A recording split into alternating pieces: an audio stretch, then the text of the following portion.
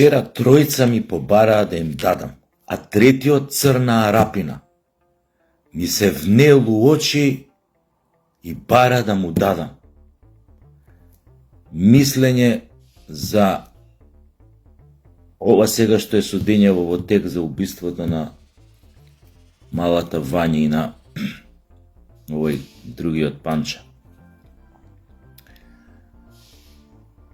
Значи, тројца у ист ден ми бара да им дадам мислење за тоа.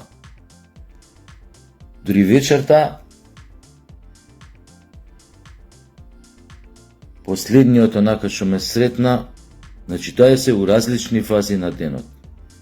Кажи па кажи, но она што мене ме фасцинираше, што сите тројца која бараа да им дадам мислење за случајов, пошто нели те гледаат као авторитет, те ценат, збориш вамо, тамо, по телевизија, по Фейсбук, окей, тоа е све легитимно. Но нешто мене ме фасцинираше, што сите тројца, по начинот како ми ги поставува прашањата и како ме гледа, очекуваа дека јас ќе дадам ослободителна пресуда за обвинетите.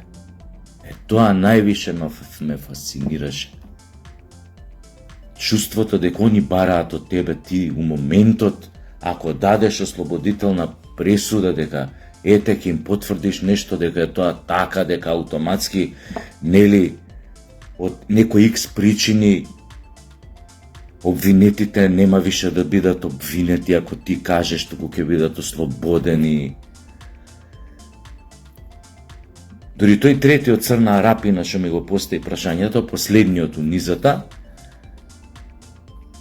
морам да признам, начинот како ми го постави тој, како ме гледаше, очекувајќи дека ослободителна пресуда ја ќе дам, стварно ме изиритира малце и така малце нервозно. Сигурно не примети, пошто таквите луѓе не приметуваат такви нијансирања во емоциите, се воздржав, нели? Но ме изиритира и му реков, а зошто мислиш дека јас знам дали се виновни или не се, кога не сум во доказите таму. И се он тука почне да инсистира, ама како види го овој, што каже види го овој. Тоа е уште пофасцинантно каков, нема да генерализирам, но какви глупави примероци има меѓу нас. И ја тука па му кажам, а шо очекуваш, вика? Сите тие што се нивни блиски, самите обвинети, шо очекуваш, да се посипаат со пепел? У суд? Па нормално дека ќе се бранат и дека ќе смислуваат други приказни за да се оправдаат, за да не одат до животна робија. Викам, затоа не можеш така да ги гледаш работија. Се на еднава страна не кеш да ја слушаш да ја вераш, ја слушаш само другава. Или нивните пријатели, дали по медиуми, што се на обвинетиве, дали вамо, дали не знам, вака поврзани, онака поврзани, што ги бранат, што ги очекуваш. Што очекуваш, викам? Да кажат, да бе, да. Ја тоа го направив или ние тоа го направивме. Че таа неотесаност кај некои одредени примероци на нашиот род не можам да ја сватам. Таа предодреденост одма на теорија на заговор, овој му намести заради ово, овој му намести заради ово. Има така еден, кај нашиот северен сосед, баш пред некој ден разговаравме така за него со некоја познаничка моја. Тој така, се деси некој крупен светски или локален, регионален настан, абе одма го викаат на телевизија, абе одма тука има свое мислење, одма тука он знае кинезиве од кој сателит, кој регион го гледаат од неговата земја, овој од каде, овој не знам, ова. Значи, видете, ја некогаш коментирам така одредени ситуации, но луѓе што ме знаат дека понекад јас се заебавам. Значи, ја себе си сериозно не се сметам за некој извинете, вака што ќе кажам, некој врвен аналитичар, она ја што се заебавам кога некој изиритиран од вас ќе ми каже, еве го овој све што знае, па ќе му речам, па нормално, дека све знам, најдете друг. Значи, јас се заебавам со себе, луѓе. Ја некад кога нешто кажам, ја не сум сериозен или некојаш па сум пола сериозен, ама не сум сериозен до крај. Некоја за некој работи сум сериозен, ама малце треба попаметни луѓе знаат кога се заебавам, кога сум до крај сериозен, кога сум пола сериозен. Ама јас сакам да кажам, немам, ко тој што е горе Србино, немам намера вистински да се продадам како некој свевидечко око, како некој све што знае. Значи, дајте, мислам, не сум ретардиран до толку и не сум таков нарцис ја. Гледате како се појавувам, импровизирам тука на Facebook, што се вика излезен од мочање, седно импровизирам, не инфлуенсирам. Импровизирам, си кажем мислење, ни се местам, ни фризура, шишки правам, ни се шминкам. Значи, не ми е битно ја да инфлуенсирам како изгледам сега пред вас. Сам шо како изгледам како што изгледам, тука ни Господ више не може да помогне. Него. Шо сакам да кажам? Значи, да се разбереме. Значи, ќе кажам само една работа. Не паѓајте под влијание. Не знам, медиумски, пропагандни, било какви. Во било која ситуација за било кој настан, вклучувајќи го овој со судењето на убиените Вања и Панча, лесна им земја. Значи, не подпаѓајте, не бидете толку наивни. Мислам, дајте, еве, знам какво ни е судството, катастрофално, корумпирано, со доверба 0,2% кај граѓаните. Мицковски ВМРО со право сакаат тоа побрзо да го сменат и имаат, како да ви кажам, мораат тоа да го направат. Ама некој ќе каже мешање у судска власт. Та не заболе сите. Не заболе, значи некој работи тие тамо, мора некој, како да ви кажам, со кран се поставени тамо, да не кажам каква провиненција, каква потекло имаат одредени судии што се тамо. Дали биле порано во удбаши, дали се блиски на поранешни удбаши кои што и порано биле по судовите, па овие ги наследиле, па курса. Тоа се црева изврзани, кучешки тении, свински тении, како да ви кажам.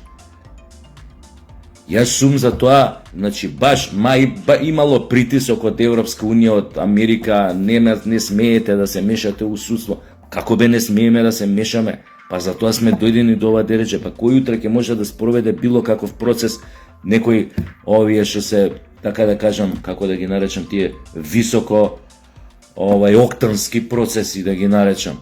Ако има такво судство со доверба 0,2 на граѓаните, со корупција каква што има корупција во Македонија. И без разлика на тоа. Ај логички размислете. Сега јас сум у случајот пример на Вања и на Панче, јас сум обвинителот. Еве, ја не знам кој е обвинител, претпоставувам за еден кој е, но еве, ајде не му спомнам име. Млад, перспективен, уште сака да се докажува ако е тој сега. Не е ни битно кој е на крајот на краишта. Значи, за ваков случај, значи би бил последната будала, ако би покренал обвинение, а да немам конкретни, сериозни, посредни и непосредни докази за тој свиреп чин. Ај, стајте се малце у главата на тој обвинител, па треба да е он, како да ви кажам, ретардиран да покрене обвиненија, да нема конкретни докази. И како сега овие од другава страна викаат, абе, немаат докази, видео овој што кажа видео. Не бе, сигурно имаат докази. Сега, дали се тие непосредни, како да ги кажам, овие докази, дали се тие од сведоци, од какви сведоци, дали се директни учесници на настанот сведоци, да, без разлика што тие директните сведоци на настанот што биле условно кажано соработниците на овој што условно кажано викам пукал, пошто нели презумпција на невиност постои дека не се заврши процесот. И ако нивните сведоштва не се кредибилни што се вика пред суд до крај, затоа што и на нив им се заканува доживотна робија, нормално сега. Знаете како викаат помеѓу курви, крадачи и злостурници нема чест. Ма тие за да се извадат све може да кажат исто така, за да си го спасат гзот. Но, да знаете, у исто време, полицијата и обвинителството има милион начини како да дојде до вистината, да ги соочи нивните приказни, да поврзе колку е 1 плюс 1 или 2 плюс 2, да направи некоја и од нивните сведоштва некој заклучок да излезе. Не е секогаш тоа баш така, има и ретки случаи кај што и тешко може да се дојде до вистината, особено ако сите вклучени во настанот, сите директни сведоци биле некако и умешани како соработници, тоа еше многу тешко. Нели? Но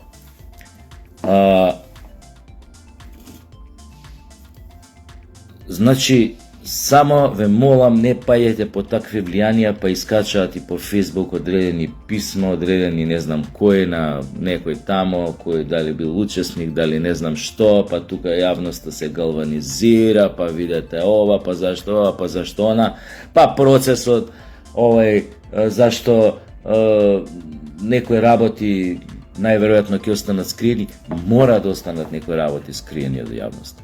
Ја ова, како да ви кажам, го знам од искуство, што сум гледал, нели, разни серии, разни филмови, значи вакви работи што сум читал за разни процеси така високооктански, значи некои работи сигурно ќе останат скриени од јавноста. Не заради тоа што судот, обвинителство дека сакаат нешто да намерно да скријат јавноста, не дознае, не.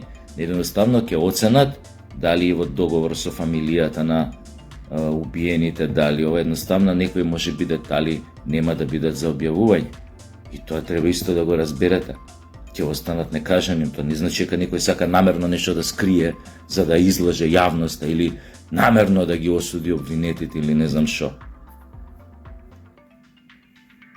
Значи, таа наша недокваканост, неотесаност, не сакам да ја наречам наивност,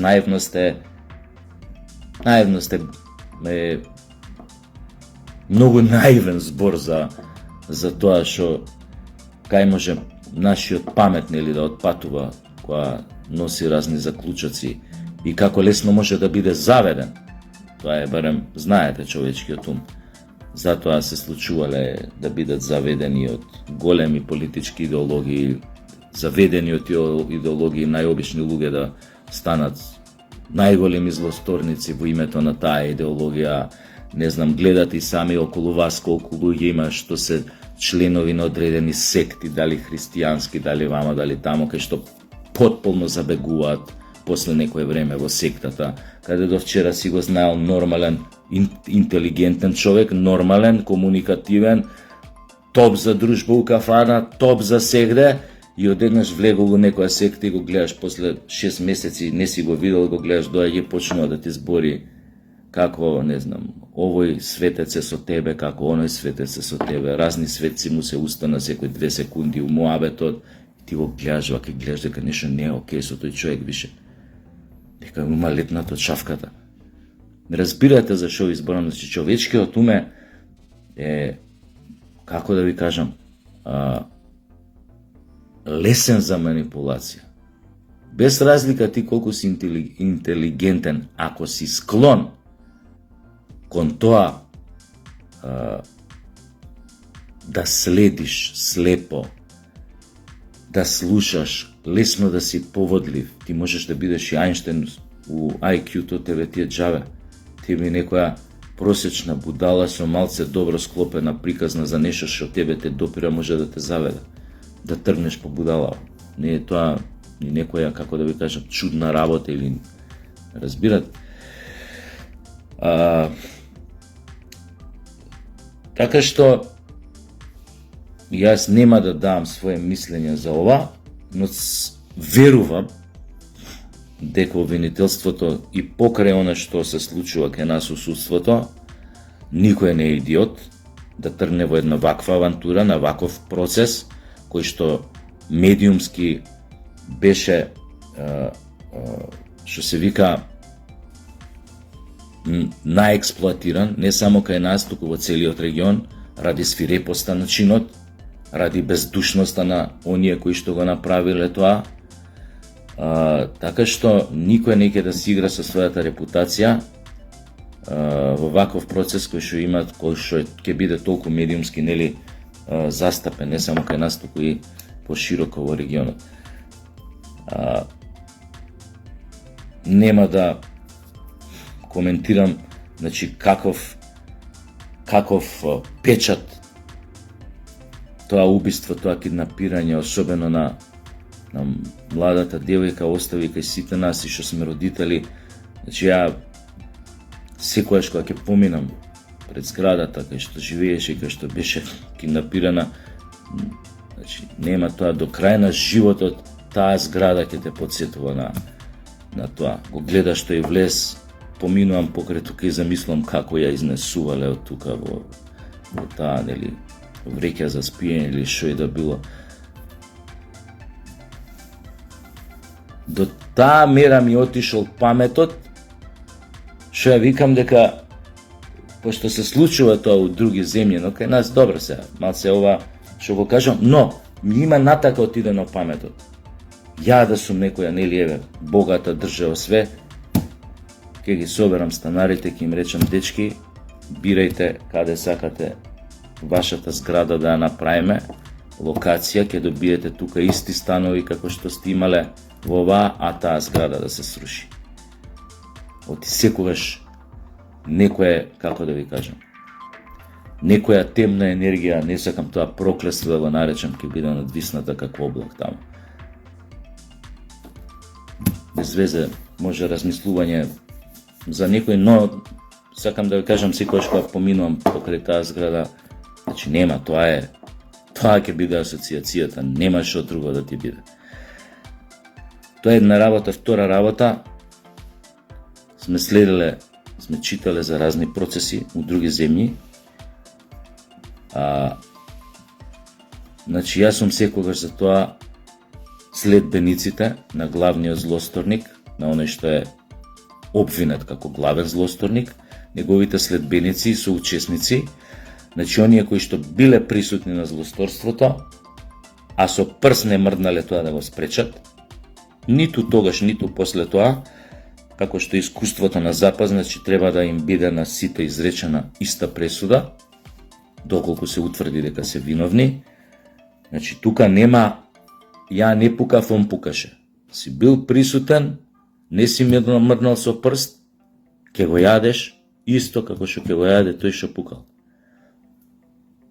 Тоа би требало да биде овака што сум забележал како го прават тоа, значи на Запад со некои мали исклучоци, некојаш, знаеш, едниот соучесник може да добие малце помала казна, но тие се драстични казни во секој случај. Ако е овој осуден на една доживот, на 3 доживотни, овој ќе го осудат на една доживотна со право на помилување после 30 години, мислам, како да ви кажам, небитно. Втора работа, значи не дека имало ситуации за други искуства, зборам во други земји, да следбеникот или сведокот на грозниот чин, на свирепиот чин, во моментот не реагирал да го спречи убиството, затоа што се плашал за својот живот, но веднаш откако останал, откако се тргнал од таа екипа, дошол дома или го донеле дома, веднаш отишол во полициска станица и пријавил. Со цела вина и каење дека не можел од страв ништо да направи, во моментот бил блокиран. Тоа е нешто сосема друго. Веднаш отишол да пријави. Луѓе, ова и ова, извинете, мене ќе ме убија, не бев доволно храбар, не можев да реагирам во моментот. Таквите луѓе веќе кон нив има друг третман, значи. Ако немал директно учество настана, со ништо не го предизвикал, се нашол случајно тама, значи нормално след. Тука обично тие луѓе ги ослободуваат, ги користат само како сведоци при овој судските процеси.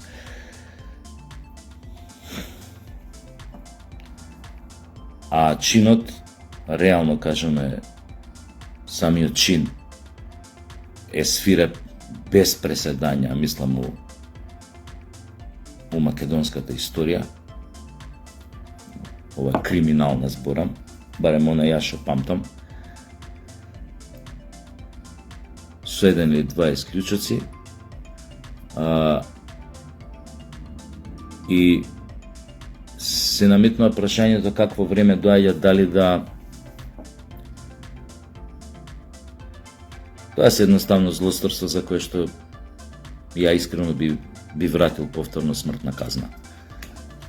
Знам, европските, она што Европа го забранува како опција у судството смртната казна, како да наречам. Не е битно, но да знаете, има злосторнички чинови кои што ги прават поединци кои според свирепоста апсолутно заслужуваат смртна казна, затоа што таквите свирепи чинови, преку таквите свирепи чинови тие поединци покажуваат дека ништо човечно повеќе не останало во нив. Во таков случај, зошто еден таков човек би требало да биде на товар на целата заедница доколку биде осуден на доживотна робија, а освен тоа, да, државата со тоа покажува дека неговиот свиреп чин на еден начин му го вратила нему преку смртната казна, тоест не останала тој да на некој начин да биде присутен и понатака, без разлика што изолиран, да биде присутен на било каков начин во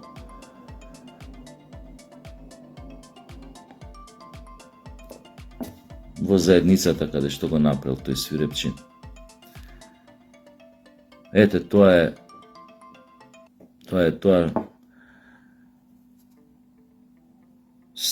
стравот на оно што се случи после толку време, не знам колку помена, значи уште сме у шок, само да пробате да визуализирате целиот настан како се одвивал е доволно страшно да не одиде потака у тие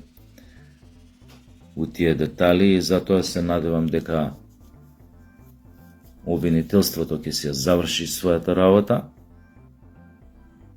и дека ќе добиеме епилог